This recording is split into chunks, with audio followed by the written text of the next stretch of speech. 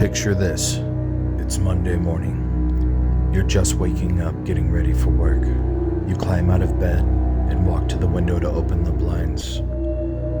You notice the neighbors' kids aren't outside playing. Everything seems eerily quiet, except for a stranger standing in the road. This piques your curiosity and you walk towards the door.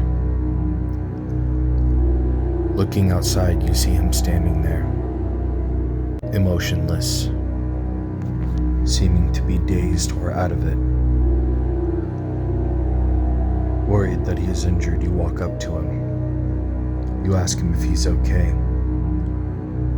A head wrenches to its side, looks at you with pale white eyes, and begins to scream. In this moment, you've realized you've just woken up to a zombie apocalypse. Step 1. Secure the compound. Make sure to board up and barricade every window or open access in the downstairs area. Make sure to remain as quietly as possible while doing so, for hordes can form in a matter of seconds.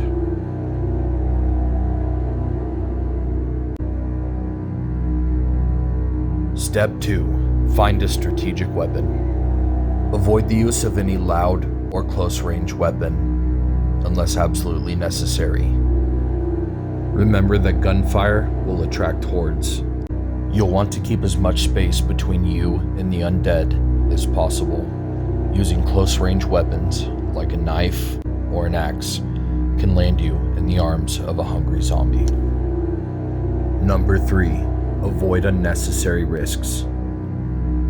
If your first thought was to secure food and rations at the beginning of an apocalypse, know that hundreds, if not thousands of people are thinking the exact same thing. In their haste to gather food and flee the city, massive traffic jams will form, allowing the infection to begin spreading at a massive rate.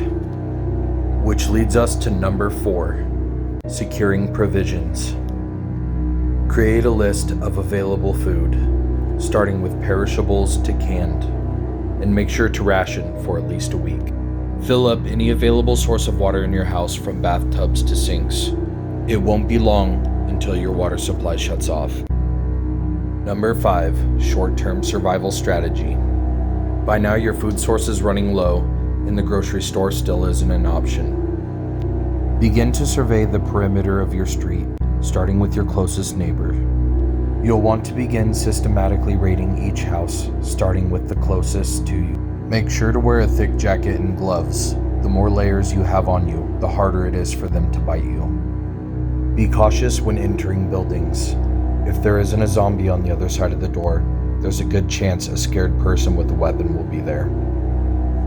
After entering the building, remain by the door and talk in a clear but controlled voice, allowing people to know that you are a survivor and not one of the infected. It is also best to draw out the infected while remaining close to the exit.